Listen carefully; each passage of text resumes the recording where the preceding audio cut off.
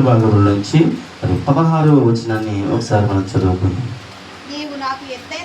నీవు నాకు ఎత్తైన కోటగా ఉన్నావు, ఆపద్దినమున నాకు ఆశ్రయముగా ఉన్నావు. నీ బలమును గూర్చి నేను కీర్తించేదను. ఉదయమున నీ కృపను గూర్చి ఉత్సాహగానము చేసేదను. దేవుడు నాకు ఎత్తైన కోటగాను కృపగల దేవుడు గాను ఉన్నాడు. ఆ బలమా నిన్నే కీర్తించెదను. దేవునికి స్తోత్రం కలుగును గాక. హల్లెలూయా. ఈ లేఖన భాగంలో ఏమని సెలవిస్తా ఉందంటే, నీవు నాకు ఎత్తైన కోటగా ఉన్నావు అంటూ ఉన్నాడు. మనం చూస్తే ఒక ప్రాంతము చుట్టూరు ఒక ప్రాకారం కట్టుకుంటాం. ఇప్పుడు మనకి ఇల్లులు ఉన్నాయి. మనకి మన సరిహద్దు చుట్టూరు ఏం కట్టుకుంటామంటే ప్రహరీ గోడ మనం కట్టుకుంటాం. అలాగే ఒక పట్టణము చుట్టూరు ఒక కోట కట్టబడుతుంది, ప్రాకారం కట్టబడుతుంది. అది ఎంత బలముగా ఉంటే, అది ఎంత ఎత్తుగా ఉంటే అంత కాపుదల ఈ రాష్ట్రానికి కానీ, దేశానికి కానీ, ప్రాంతానికి కానీ. ఒకవేళ ఆ ప్రాకారం ఏదైనా వీక్గా ఉందనుకోండి, బలహీనంగా ఉందనుకోండి, మరి శత్రు సైన్యం వచ్చినప్పుడు దాన్ని చాలా ఈజీగా పడగొట్టేస్తారు. దాన్ని ఎంత బలముగా మనం కట్టుకుంటామో, ఎంత ఎత్తుగా కట్టుకుంటామో అదే మనకు కాపుదలగా ఉంటుంది. మరి కీర్తనకారుడు ఏమని తెలియజేస్తున్నాడంటే, దేవా నీవు నాకు ఎత్తైన కోటగా ఉన్నావు అని రాస్తూ ఉన్నాడు. అంటే దేవుని ఈ కీర్తనకారుడు ఎంతగా తన హృదయంలో స్థాపించుకున్నాడంటే, నాకు నువ్వు చాలా ఎత్తైన కోటగా ఉన్నావు. అంటే ఆ కోటగా నిన్నూచి దాటి శత్రువు నా మీదకి ఏ దాడి చేయలేడు. అందుకే కింద వచ్చిన వెంటనే ఏం చెప్పాడంటే, ఆపత్తిన నాకు నువ్వు ఆశ్రయము. ఎందుకంటే నువ్వు నా మీదకి ఆపద రాకుండా నువ్వు కాపుదల ఇచ్చే ఒక కోటగా నాకు ఉన్నావు. నువ్వు బలమైన స్థాపనగా నాకున్నావు అని తన జీవితంలో దేవుణ్ణి అనుభవిస్తూ రాస్తున్నాడు.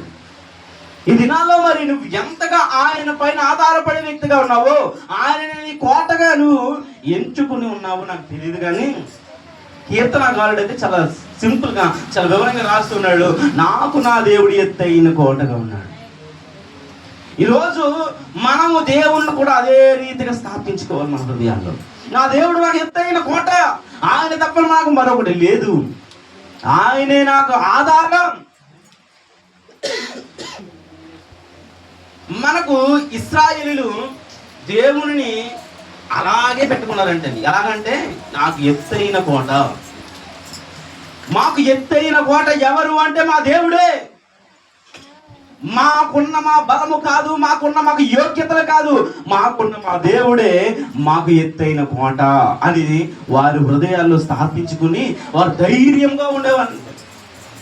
నువ్వు ఎప్పుడైతే దేవుడు నీకు ఎత్తైన కోటగా, ఆయనే నీకు ఆధారముగా, ఆయన నీకు ఆశ్రయముగా నువ్వు ఉంచుకుంటావు, అప్పుడున్న పరిస్థితులు ఎలా ఉంటాయంటే మనం ఒకసారి చూద్దాం. యెహోషువ గ్రంథం 6వ అధ్యాయంలోకి వెళ్దామండి.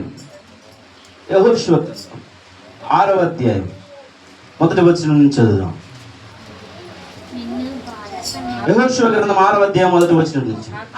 ఆ కాలమున ఇశ్రాయేలీయుల భయము చేత ఎవడును వెలుపలికి పోకుండాను లోపలికి రాకుండాను యెరికో పట్టణ ద్వారము గట్టిగా మూసివేయబడెను.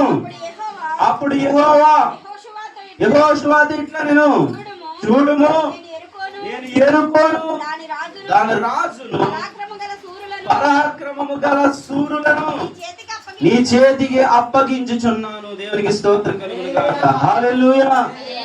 ఇశ్రాయేలీయులు భయము చేత అంటే మనం ఆలోచన చేయాలి, దేవుణ్ణి వారు ఎలా పెట్టుకున్నారో మీకు అర్థమవుతుందండి. యెరికో ప్రాంత ప్రజలు, ఇంకో మైక్ ఉంది, ఇది కూడా సౌండ్ వచ్చారు.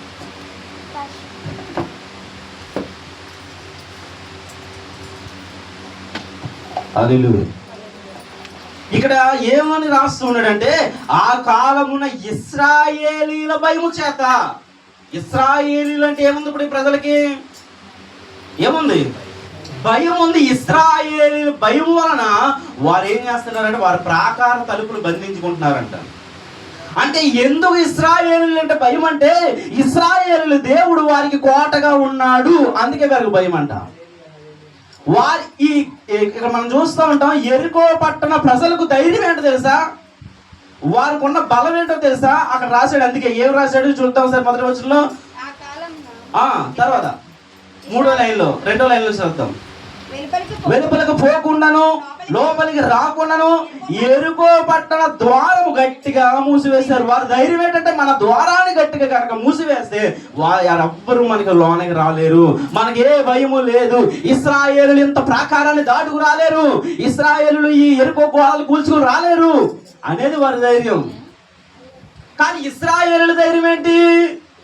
వారి దేవుడే వారి ధైర్యం. ఎందుకు అంటే వారికి ఏమై ఉన్నాడంటే కోటగా దేవుడు ఉన్నాడంటే, ఆయన ఆశ్రయముగా ఉన్నాడు, ఆపద్దినమున ఆశ్రయముగా ఉన్నాడు, వారి కష్ట సమయములో వారికి ప్రాకారముగా నిలిచి ఉన్నాడు. యెరికో పట్టణ ప్రజల యొక్క ధైర్యం ఏంటంటే వారికి ఉన్న గోడ, వారికి ఉన్న ప్రాకారం, వారికి ఉన్న తలుపులు.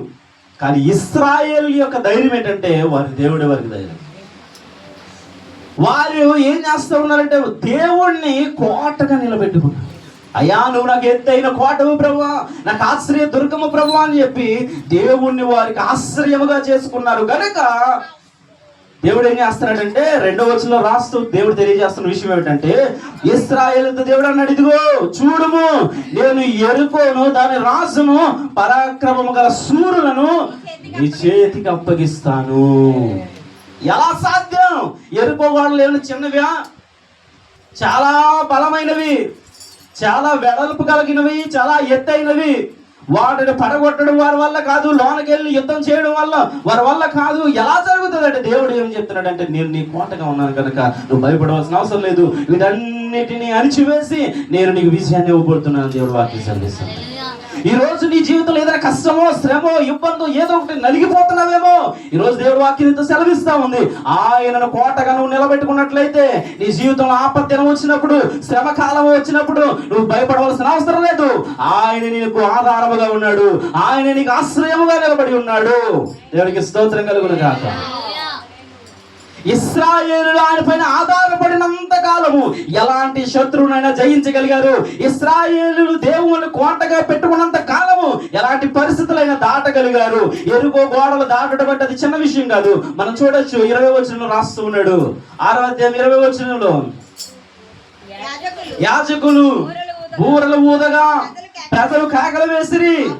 ఆ బూరల ధ్వని వినినప్పుడు ప్రజలు ఆర్భాటముగా కేకలు వేయగా ప్రాకారము కూలెను. దేవునికి స్తోత్రం కలుగును గాక.